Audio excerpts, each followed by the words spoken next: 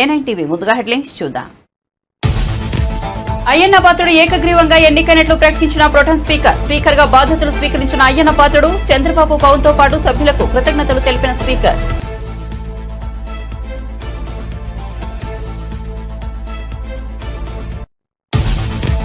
అయ్యన్నను చైర్లో కూర్చోబెట్టిన అనంతరం చంద్రబాబు ప్రసంగం. అయ్యన్నను స్పీకర్ గా చూడడం ఎంతో గర్వంగా ఉందని వెల్లడి. ఏ పదవి ఇచ్చినా వన్నె తెస్తారని ప్రశంసలు.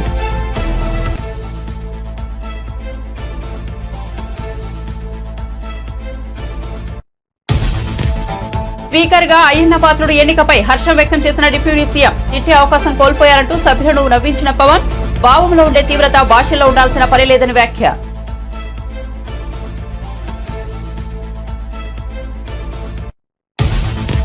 బసవతారకం ఆసుపత్రి 24వ వార్షికోత్సవంలో ముఖ్య అతిథిగా సీఎం రేవంత్ రెడ్డి. బాబుతో పోటీపడి రాష్ట్రాన్ని అభివృద్ధి చేసే అవకాశం తనకు వచ్చిందన్న రేవంత్.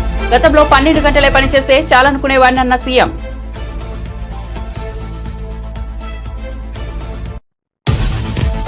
రేవంత్ రెడ్డి అబద్దాలు చూసి గోవెల్స్ తన సమాధిలో ఉలిక్కిపడ్డారన్న కేటీఆర్ ఎద్దేవా. తెలంగాణ ప్రయోజనాలను తాకట్టు పెట్టడానికి కాంగ్రెస్ బీజేపీ ప్రయత్నిస్తున్నాయని విమర్శ. బొగ్గు బ్లాకుల అమ్మకాలను బీఆర్ఎస్ ఎప్పుడు వ్యతిరేకించిందన్న కేటీఆర్. తాడేపల్లిలో నిర్మాణంలో ఉన్న వైసీపీ కార్యాలయం కూల్చివేయడంపై జగన్ ట్వీట్. ఏపీలో చంద్రబాబు రాజకీయ కక్ష సాధింపు చర్యలకు దిగారంటూ విమర్శ. ఒక నియంత్రణ దాదాపు పూర్తి కావచ్చిన వైసీపీ కార్యాలయాన్ని కూల్చివేయించారని ఫైర్.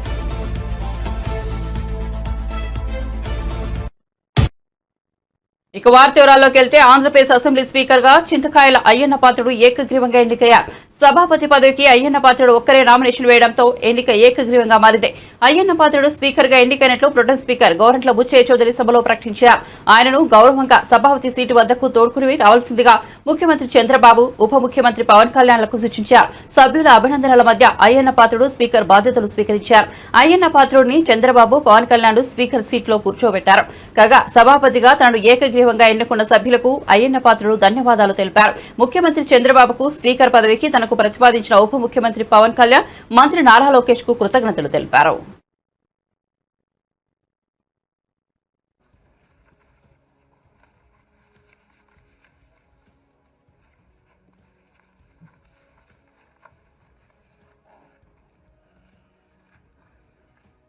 నిర్వహణ నియమావళిలోని 7వ నియమం కొణిదెల పవన్ కళ్యాణ్ గారు, రెండో శ్రీ చింతకాయల అయ్యన్న పాత్రుడు గారు, ప్రతిపాదకుని పేరు శ్రీ నారా లోకేష్ గారు, 3 శ్రీ చింతకాయల అయ్యన్న పాత్రుడు గారు, శ్రీ సత్యకుమార్ యాదవ్ గారు. శ్రీ చింతకాయల అయ్యన్న పాత్రుడు గారికి నా హృదయపూర్వక అభినందనలు తెలియజేస్తా ఉన్నాను. నా హృదయపూర్వక అభినందనలు అందజేయచ్చు సభాపతి స్థానం అలంకరించవలసిందిగా వారిని కోరుతున్నాను. శ్రీ చింతకాయల అయ్యన్న పాత్రుడు గారిని సభాపతి స్థానం తీసుకురావాల్సిందిగా సభానాయకుడిని మరియు ఇతర పార్టీల నాయకులను కోరుతున్నాను. ఇది నాకు ఇచ్చేది.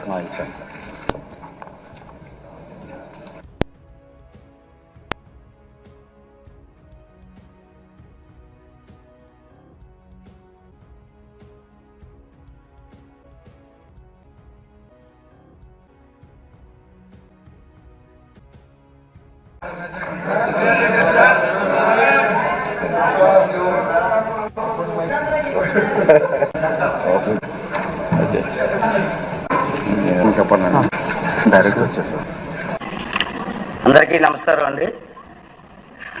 ఇప్పుడు ముందుగా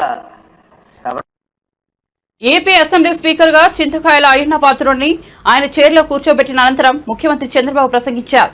అధ్యక్ష, తెలుగు రాష్ట్రాల్లోని అత్యంత సీనియర్ శాసనసభ్యుల్లో మీరు ఒకరు. బీసీ నేతగా ఉన్న మిమ్మల్ని నేడు శాసనసభ అధ్యక్ష పదవిలో చూడడం చాలా సంతోషంగా ఉంది. గతంలో మిమ్మల్ని సభలో ఎమ్మెల్యేల మధ్య చూశాం, ఇప్పుడు అధ్యక్ష స్థానంలో చూస్తున్నాం. ఎంతో ఆనందంగానూ గర్వంగానూ ఉంది. అందరి ఆమోదంతో 16వ శాసనసభ స్పీకర్ గా ఏకగ్రీవంగా ఎన్నికైన మీకు నా హృదయపూర్వక అభినందనలు, శుభాకాంక్షలు అంటూ చంద్రబాబు పిలుపు.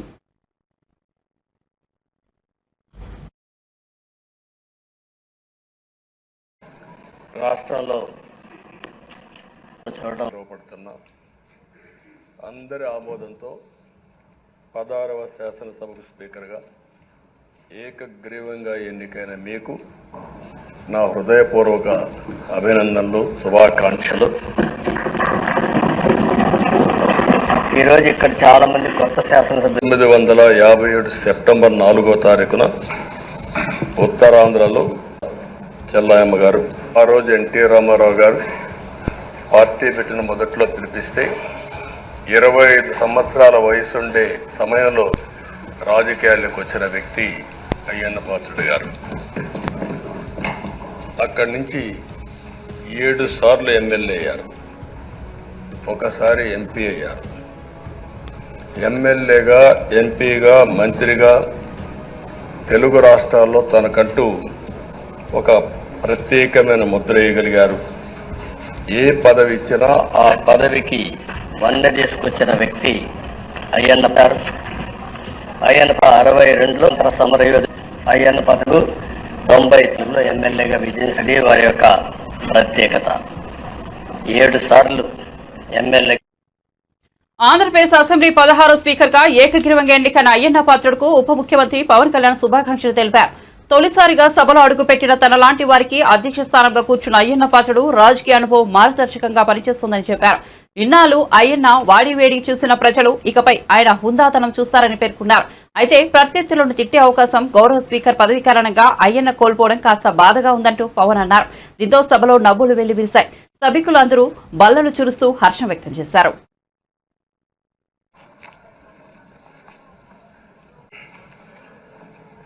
16వ శాసనసభకి ఏకగ్రీవంగా ఎన్నికైన సభాపతి శ్రీ చింతకాయల అయ్యన్న పాత్రుడు గారికి హృదయపూర్వక నమస్కారాలు, మీ శుభాకాంక్షలు.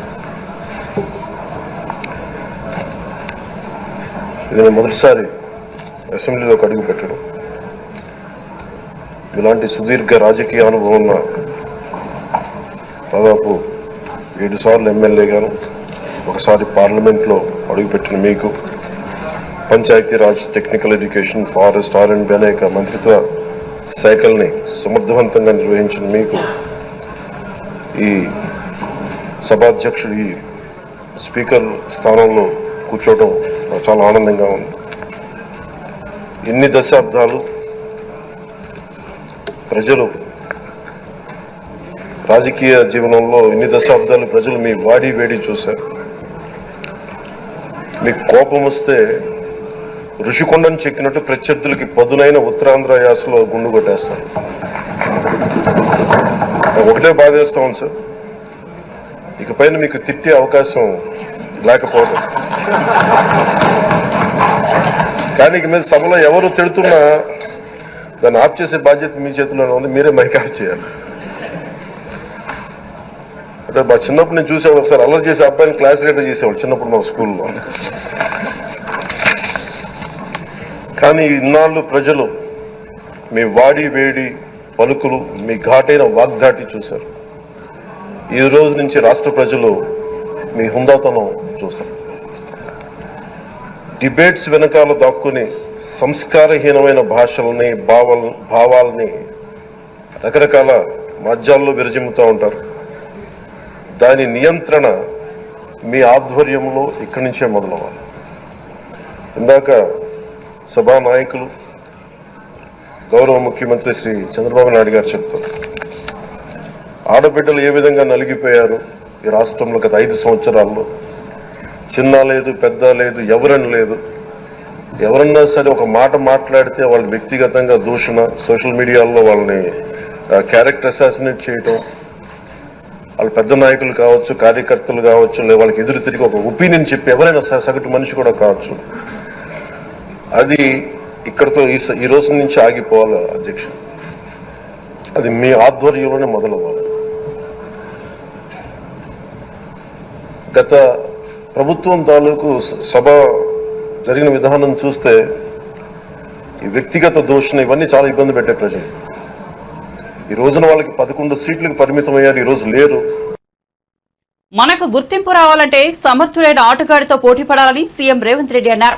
పక్క రాష్ట్ర ముఖ్యమంత్రి చంద్రబాబుతో పోటీపడి ఈ రాష్ట్రాన్ని అభివృద్ధి సంక్షేమంలో ముందుకు నడిపే అవకాశం నాకొచ్చింది. గతంలో నేను 12 గంటలే పనిచేస్తే చాలనుకునేవాడిని. కానీ ఇప్పుడు మనం కూడా చంద్రబాబులా 18 గంటలు పనిచేస్తూ ఆయనతో పోటీ పడదామని అధికారులు, సహచరులతో చెప్పారని బసవతారక ఆసుపత్రి 24వ వార్షికోత్సవంలో సీఎం రేవంత్ రెడ్డి పేర్కొన్నారు. శనివారం బసవతారకం ఆసుపత్రి 24వ వార్షికోత్సవానికి ముఖ్య అతిథిగా హాజరైన రేవంత్ రెడ్డి తెలంగాణలో త్వరలో హెల్త్ టూరిజం హబ్ ఏర్పాటు చేసే ఆలోచనలో ఉన్నట్లు తెలిపారు. శంషాబాద్ పరిసర ప్రాంతాల్లో 500 నుంచి 100 ఎకరాల్లో వైద్య రంగంలో రాణించిన సంస్థలకు అవకాశం ఇస్తామన్నారు. అన్ని రకాల జబ్బులకు సంబంధించి ఇక్కడే వైద్యం అందేలా హెల్త్ టూరిజం హబ్ ఏర్పాటు చేస్తామన్నారు. 24 సంవత్సరాలు పూర్తి చేసి ఆదర్శంగా నిలబడే విధంగా తీర్చిదిద్దిన ఈ సంస్థ మీరు నిర్వహించే కార్యక్రమంలో పాల్గొనడం నాకు చాలా సంతోషాన్ని ఇచ్చింది. నాతో పాటు ఈ కార్యక్రమంలో నామ నాగేశ్వరరావు గారు, విశాఖపట్నం పార్లమెంట్ సభ్యులు యువమిత్రుడు భరత్ గారు, నూరి దత్తాత్రేయులు గారు, ప్రసాద్ గారు, ఇతర మిత్రులు, బసవతారకం సిబ్బంది, నందమూరి తారక రామారావు గారి అభిమానులందరికీ కూడా నేను మనస్ఫూర్తిగా అభినందనలు తెలియజేస్తున్నాను.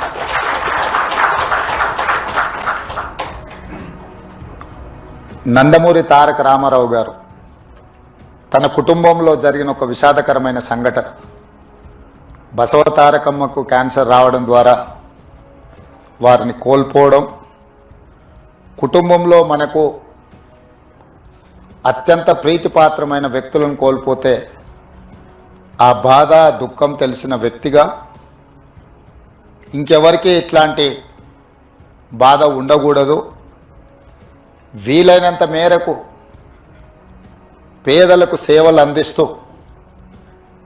వాళ్ళ కుటుంబాలను ఆదుకోవాలన్న ఆలోచనతోటి 1988-89లో ఈ ఆలోచనకు పునాది పడ్డది. ఆ ఆలోచన ముందుకు సాగకపోయినా 2000 సంవత్సరంలో నారా చంద్రబాబు నాయుడు గారు రెండవసారి ముఖ్యమంత్రిగా బాధ్యతలు చేపట్టిన తర్వాత ఆనాటి ప్రధానమంత్రి అటల్ బిహారీ వాజ్పేయి గారిని పిలిపించి ఈ సంస్థను ముందుకు తీసుకెళ్ళాలి, నందమూరి తారక రామారావు గారి యొక్క ఆలోచన సంక్షేమము అభివృద్ధి విధానాలను కొనసాగించాలని వారు పట్టుదలతో ఆనాటి దేశ ప్రధానమంత్రిని ఇక్కడికి రప్పించి ఈ యొక్క గొప్ప అద్భుతానికి పునాది రాయడం జరిగింది. ఆనాటి ఆలోచనను నందమూరి తారక రామారావు గారు నిస్వార్థంగా ఎలాంటి లాభం కానీ ఎలాంటి స్వార్థం కానీ లేకుండా తెలుగు ప్రజలకే కాదు ఈ దేశంలో ఉండే ఎవరికైనా క్యాన్సర్ అంటే ఒక మహమ్మారి, అది ఒక మందు లేని జబ్బు, క్యాన్సర్ అంటే ఒక భయం ఉన్న సందర్భంలో నిబంధనలకు విరుద్ధంగా ఉందని అమరావతిలోని తాడేపల్లిలో నిర్మాణంలో ఉన్న వైసీపీ కేంద్ర కార్యాలయాన్ని సిఆర్డీఏ అధికారులు కూల్చేశారు. తాడేపల్లి మండలం సీతానగరం వద్ద నిర్మాణంలో ఉన్న వైసీపీ కార్యాలయాన్ని ఉదయం 5:30 ప్రాంతంలో పోలీసులు పహారా మధ్య ప్రొకేరియన్లో బుల్డోజర్లతో సిఆర్డీఏ అధికారులు కూల్చేశారు. ఫస్ట్ ఫ్లోర్ పూర్తయి స్లాబ్ కు సిద్దమవుతున్న టైంలో అధికారులు ఈ చర్యలు తీసుకున్నారు. నీటిపారుదల శాఖ స్థలంలో భవనం నిర్మిస్తున్నారని, అందుకే చర్యలు తీసుకున్నామని అధికారులు తెలిపారు. కూల్చే సమయంలో అటుగా కార్యకర్తలు నేతలు రాకుండా పోలీసులు చర్యలు తీసుకున్నారు. తర్వాత భారీ భద్రత మధ్య కూల్చివేతలు సాగాయి. ఇక నిర్మాణంలో ఉన్న ఈ భవనాన్ని కూల్చివేయాలన్న సిఆర్డీఏ ప్రిలిమినరీ ప్రొసీడింగ్స్ కు సవాల్ చేస్తూ వైసీపీ హైకోర్టును ఆశ్రయించింది. ఇదే విషయాన్ని సిఆర్డీఏ కమిషనర్ దృష్టికి వైసీపీ న్యాయవాది తీసుకెళ్లారు. అయినప్పటికీ సిఆర్డీఏ కూల్చివేతలు చేపట్టింది. ఇదే విషయాన్ని మరోసారి హైకోర్టు దృష్టికి తీసుకెళ్తామని వైసీపీ చెబుతోంది.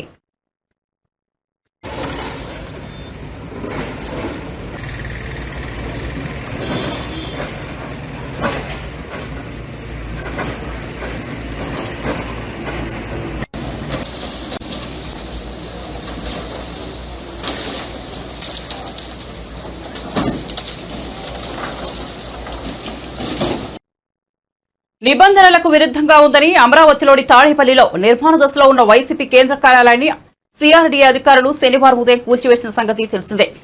ఈ నిర్మాణం కూల్చివేతపై తాజాగా వైసీపీ సీనియర్ నేత మాజీ మంత్రి అంబటి రాంబాబు ఎక్స్ వేదికగా స్పందించారు.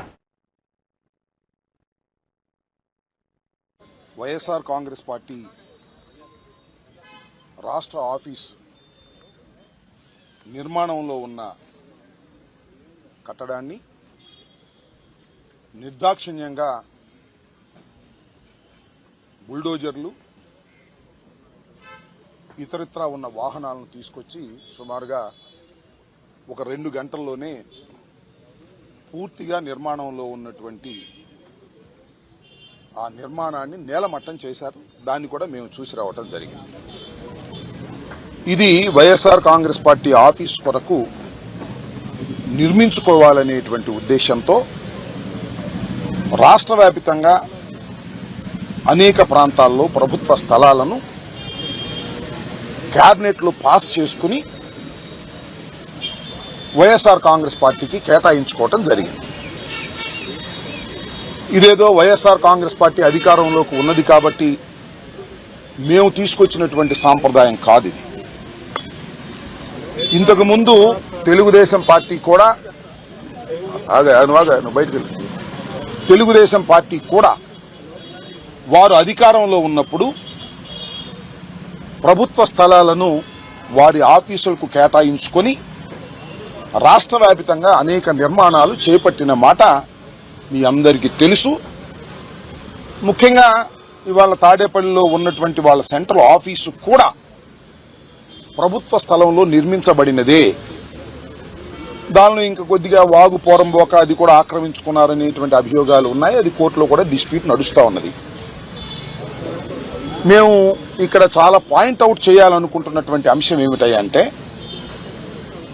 నిర్మాణంలో ఉన్నటువంటి మా భవనాన్ని నిర్దాక్షిణ్యంగా కక్ష సాధింపుతో ఈ నిర్మాణాన్ని కూల్చివేయటాన్ని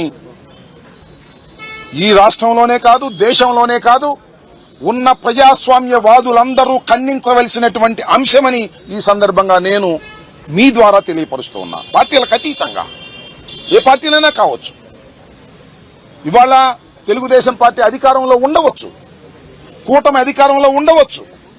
మొన్నటిదాకా మేము అధికారంలో ఉన్నాం. మాకన్నా ముందు చంద్రబాబు నాయుడు గారు అధికారంలో ఉన్నారు. అంతకుముందు రాజశేఖర రెడ్డి గారు అధికారంలో ఉన్నారు. అధికారం ఎవ్వరికీ శాశ్వతం కాదనేది చరిత్ర చెబుతున్నటువంటి సత్యం. మీ అధికారం ఉంది కదా అని మా భవనాన్ని కూల్చేయటం ఏమంత ధర్మము అనేటువంటి మాట ఇక్కడ నేను చాలా స్పష్టంగా చెప్పదలుచుకున్నా. అయితే దీని మీద ఏమంటే ఇది ప్రభుత్వ స్థలం, ఇరిగేషన్ స్థలం. దీన్ని 33 సంవత్సరాలకు లీజుగా తీసుకోవటం జరిగింది. దీనికి అవి లేవు ఇవి లేవు అని ఏమన్నా చెప్తే చెప్పొచ్చు. ముఖ్యమంత్రి రేవంత్ రెడ్డిపై బీఆర్ఎస్ వర్కింగ్ ప్రెసిడెంట్ కేటీఆర్ తీవ్రస్థాయిలో మండిపడ్డారు. రేవంత్ రెడ్డి అబద్దాలు చూసి గ్లోబల్స్ తన సమాధిలోనే ఉలిక్కిపడ్డారని విమర్శించారు. తెలంగాణ రాష్ట్ర ప్రయోజనాలను తాకట్టు పెట్టడానికి కాంగ్రెస్ బీజేపీ ప్రయత్నిస్తున్నాయన్నారు. తెలంగాణలో బొగ్గు బ్లాకుల అమ్మకాలను బీఆర్ఎస్ వ్యతిరేకించిందన్నారు. బొగ్గు గనుల వేలంలో కాంగ్రెస్ ప్రభుత్వం పాల్గొందని గుర్తు చేశారు. కానీ తాము మాత్రం ఎప్పుడూ పాల్గొనలేదన్నారు. చివరి రౌండ్లో కేంద్ర ప్రభుత్వం 2 బ్లాకులను ఏకపక్షంగా వేలం వేసిందని ఆరోపించారు. తెలంగాణ ఆస్తులు, హక్కులు, వనరులు తాకట్టు పెట్టే ప్రయత్నం చేస్తున్నారని మండిపడ్డారు. ఆస్తులు తాకట్టు పెట్టే నేరాల్లో కాంగ్రెస్ బీజేపీ భాగస్వాములను ఆగ్రహం వ్యక్తం చేశారు. రాష్ట్ర నదీ ప్రాంత హక్కుల రక్షణలో కాంగ్రెస్ విఫలమైందన్నారు. సింగరేణి బొగ్గు గనుల ప్రైవేటీకరణలో బీజేపీకి కాంగ్రెస్ సహకారం అందించిందని ఆరోపించారు. అన్ని రంగాలకు ద్రోహదం చేస్తున్న పార్టీలకు ప్రజలు గుణపాఠం చెబుతారన్నారు. బసవతారకం ఆసుపత్రి సేవల విస్తరణకు సహకరించాలని ముఖ్యమంత్రి రేవంత్ రెడ్డిని కోరిన వెంటనే అంగీకరించారని ఆంధ్రప్రదేశ్ రాష్ట్రంలోని హిందూపురం నియోజకవర్గం ఎమ్మెల్యే నందమూరి బాలకృష్ణ అన్నారు. రేవంత్ రెడ్డి అందరికీ ఆదర్శంగా నిలిచారన్నారు. శనివారం హైదరాబాద్ లోని బసవతారకం ఇండో అమెరికన్ క్యాన్సర్ ఆసుపత్రి 24వ వార్షికోత్సవం జరిగింది. ఈ కార్యక్రమానికి తెలంగాణ సీఎం రేవంత్ రెడ్డి, ఆసుపత్రి చైర్మన్ బాలకృష్ణ పాల్గొన్నారు. ఈ సందర్భంగా బాలకృష్ణ మాట్లాడుతూ క్యాన్సర్ మహమ్మారి ప్రజలను పట్టిపీడిస్తోందన్నారు. తన తండ్రి ఎన్టీఆర్ దూరదృష్టి కలిగిన వ్యక్తి అని, ఆ కారణంగానే మంచి ఆలోచనతో ఈ ఆసుపత్రిని నిర్మించారని పేర్కొన్నారు. నాడు బండలతో నిండిన ఈ ప్రాంతంలో బసవతారకం ఆసుపత్రి నిర్మించారని తెలిపారు. ఇక్కడ రోగులకు మంచి సేవలు అందిస్తున్నట్లు చెప్పారు. వాజ్పేయి ప్రధానిగా ఉన్నప్పుడు 6 కోట్లు మంజూరు చేసి ఆసుపత్రి అభివృద్ధికి దోహదపడ్డారన్నారు. ఇంత గొప్ప ఆసుపత్రికి తాను చైర్మన్ గా ఉన్నందుకు ఎంతో ఆనందంగా ఉందన్నారు. మీ అందరికీ నా కృతజ్ఞతలు తెలియజేసుకుంటున్నాను. ముఖ్యంగా మీ యువనేత, అంటే తెలంగాణ రాష్ట్ర ముఖ్యమంత్రి యువనేత అందరికీ ఒక ఆదర్శం, పోరాట పటిమ కల ఒక నాయకుడిని ఇవాళ తెలంగాణ ప్రజలందరూ ఆయన్ని, అంటే యువతరానికి ప్రతినిధులు, నవతరానికి నాయకులు, భావితరానికి భారతదేశపు మహాశక్తి. అంటే మనకున్నంత యువత, యువ శక్తి మరి ఏ దేశంలో కూడా లేదు. ఒకప్పుడు చైనా గురించి చెప్పుకునేవాళ్ళం. వాళ్ళేమో ఏదో ఫ్యామిలీ ప్లానింగ్ అని మనదేమో పెరుగుతూ పోతుంది, జనాభా పెరుగుతూ పోతుందంటే అదొక రకంగా వరం మనకి.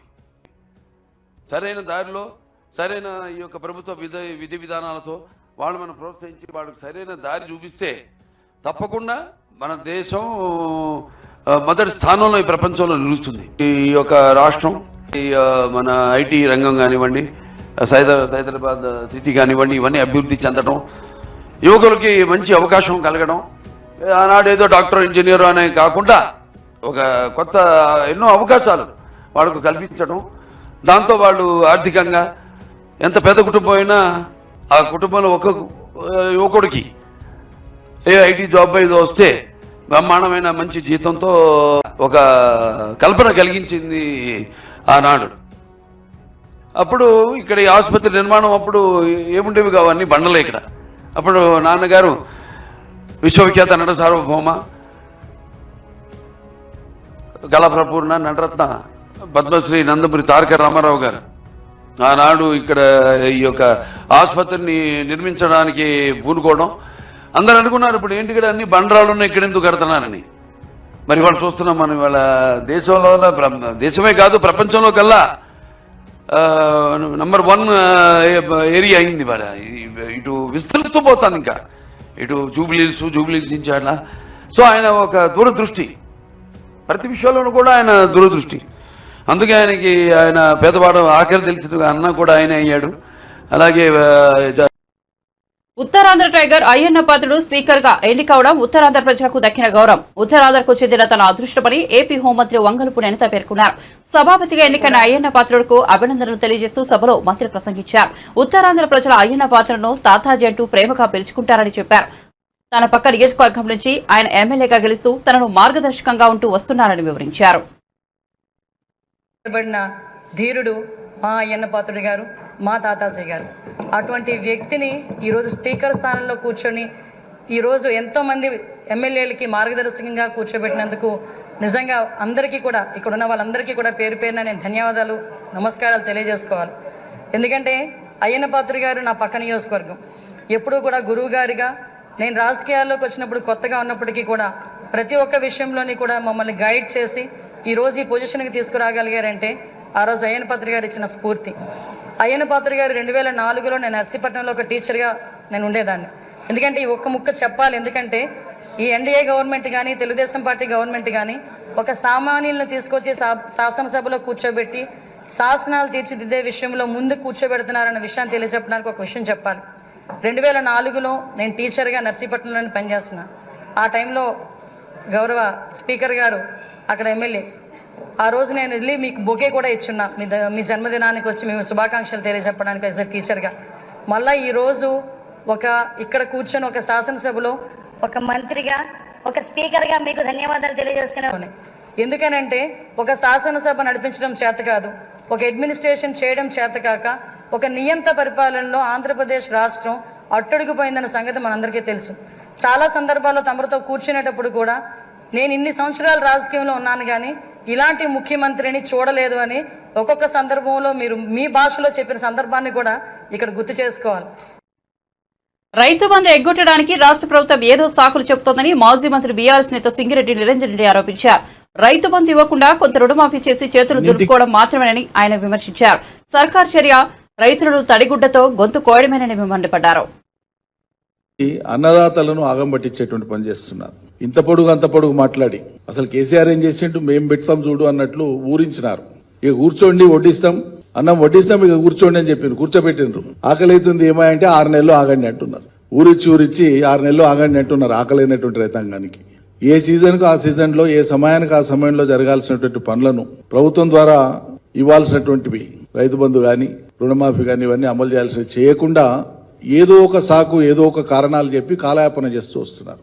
2 సీజన్లు అయిపోయింది వాళ్ళ ప్రభుత్వం వచ్చినాక. రైతు బంధు ఎన్నికలప్పుడేమో ఎన్ని దుర్భాషలాడి మాట్లాడినరు, స్థాయిని మించి మాట్లాడినరు. 2 పంటలకే ఇస్తున్నాడు, మేము వస్తే 3 పంటలకి ఇస్తాం, 15,000 ఇస్తామని మాట్లాడి. ఆ మాట్లాడినా నేను వేరే పదజాలం వాడను కానీ సంస్కారం సభ్యత ఉంది మాకు. గుర్తు చేస్తున్నా వాళ్ళ కుసంస్కారాన్ని. నీ 15,000 ఇచ్చే దేవుడు ఎరుగు, 10,000 గతి ఏమైంది? ఏం చేసినావు? మొదటి 2 సీజన్లు ఏం చేసినావు? సవ్యంగా రైతులందరికి వచ్చిందా? ఎకరా ఇచ్చి నెల, 2 ఎకరాలు ఇచ్చి మరో నెల, 3 ఎకరాలు ఇచ్చి మరో నెల, ఎకరా ఇవ్వడానికే 190 తిప్పలు పడి ఆ 10,000 ఇవ్వడానికే, ఆ 10,000 లెక్కన ఇవ్వడానికే 190 తిప్పలు పడి 2 సీజన్లను సంపూర్ణంగా కూడా ఇవ్వాలటికి 2 సీజన్లు. 3వ సీజన్ వచ్చింది. ఇప్పుడు ఈ 3వ సీజన్ వచ్చినప్పుడు వాళ్ళ ప్రభుత్వం వచ్చినాక 3వ సీజన్ వానాకాలం స్టార్ట్ అయింది. పత్తి, మక్క, జొన్న, ఇతర ధాన్యాలకు సంబంధించినటువంటి పంటలన్నిటికి సంబంధించి ఇదివరకే వ్యవసాయ పనులు ముమ్మరంగా ప్రారంభమైపోయినాయి. వర్షాల యొక్క మోతాదును బట్టి ఆయా ప్రాంతాలలో ఈ పాటికి పడాలి. ఎప్పుడో రైతు బంధు వేయలే. ఇప్పుడు ఏం మాట్లాడుతున్నారు? రైతు బంధుకు సంబంధించి ఏం మాట్లాడతారు? క్యాబినెట్ డెసిషన్ గా ఏం చెప్తున్నారు అంటే ఇప్పటిదాకా లీకులు ఇచ్చుకుంటూ వచ్చినారు. ఇట్లా ఉంటే రాదు, అట్లా ఉంటే రాదు, ఇట్లుంటే వస్తుంది, అట్లుంటే వస్తుంది, ఏదో ఒకటి మాట్లాడుకుంటూ వచ్చినారు. ఇటు స్పష్టంగా ఏం చెప్తున్నారు? క్యాబినెట్ సబ్ కమిటీ వేసి వివరాలన్నీ తీసుకుంటారట జూలై 15 వరకు. ఆ తర్వాత క్యాబినెట్లో చర్చ చేసి మళ్ళీ ఆ తర్వాత దాన్ని రాష్ట్ర శాసనసభలో పెట్టి చర్చ చేసి అప్పుడు చేస్తా. అప్పుడు వానాకాలం సీజన్ అంతా అయిపోతుంది. నువ్వు చేసేది ఏంది? దీనికి ప్రాతిపదిక ప్రభుత్వం చెప్తున్నటువంటి హేతుబద్ధత ఏంది? ఏం విషయం చెప్తుంది? ఏం కారణం చెప్తుంది? గుట్టలు గట్లకు కూడా పోయినాయి రైతు బంధు, అందుకే ఎవరికి ఇవ్వాలనో చూసేయాలి. కాబట్టి మరి మీ సర్కారు వచ్చినాక 2 సార్లు మా లెక్క ప్రకారంగా అందరికీ ఇయ్యలే, సంపూర్ణం చేయలే రైతు బంధు. పోనీ మీ లెక్క ప్రకారంగా మీరు అనుకున్న ప్రకారంగా మొత్తం ఇచ్చినామని మీ ప్రగల్భాలే నిజమే అనుకుందాం. మరి 2 సీజన్లు మీరు ఎట్లా ఇచ్చినారు? ఎవరికి ఇచ్చినారు? ఆ గుట్టలు గట్లు ఉన్నది ఎందుకు సవరించలే? ఎక్కడైనా ఉంటే మొత్తం రైతు బంధు ఇచ్చేది వ్యవసాయ భూమికి. దాని ప్రాతిపదిక ఏంది? పట్టదారు పాస్ పుస్తకం. పట్టదారు పాస్ పుస్తకం ఉన్న ప్రతి రైతుకు ఇస్తాం. రైతుకి ఇచ్చినాక ఏదైనా ఒక రైతు ఏదైనా కారణం చేత ఇంట్లో ప్రమాదమో లేకుంటే మరోటో ఏదైనా సంభవించి చేయకపోతే మళ్ళా సీజన్ చేసుకుంటాడు వ్యవసాయం. బులెటిన్ ముగించే ముందు హెడ్లైన్స్ మరోసారి చూద్దాం. అయ్యన్న పాత్రుడు ఏకగ్రీవంగా ఎన్నికైనట్లు ప్రకటించిన ప్రొటెం స్పీకర్ గా బాధ్యతలు స్వీకరించిన అయ్యన్న పాత్రుడు చంద్రబాబు, పవన్ తో పాటు సభ్యులకు కృతజ్ఞతలు తెలిపిన స్పీకర్.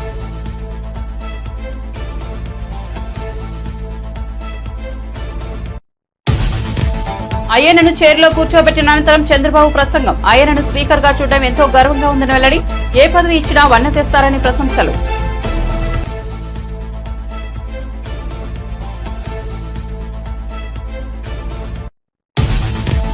స్పీకర్ గా అయ్యన్న పాత్రుడు ఎన్నికపై హర్షం వ్యక్తం చేసిన డిప్యూటీ సీఎం. ఇట్టే అవకాశం కోల్పోయారంటూ సభ్యులను నవ్వించిన పవన్. బాహులో ఉండే తీవ్రత భాషలో ఉండాల్సిన పని లేదని వ్యాఖ్య.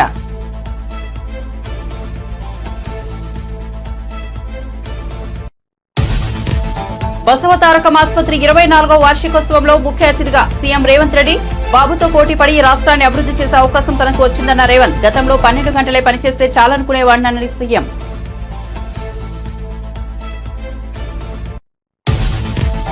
రేవంత్ రెడ్డి అబద్దాలు చూసి గ్లోబల్స్ తన సమాధిలో ఉలికిపడ్డారన్న కేటీఆర్ ఎద్దేవా.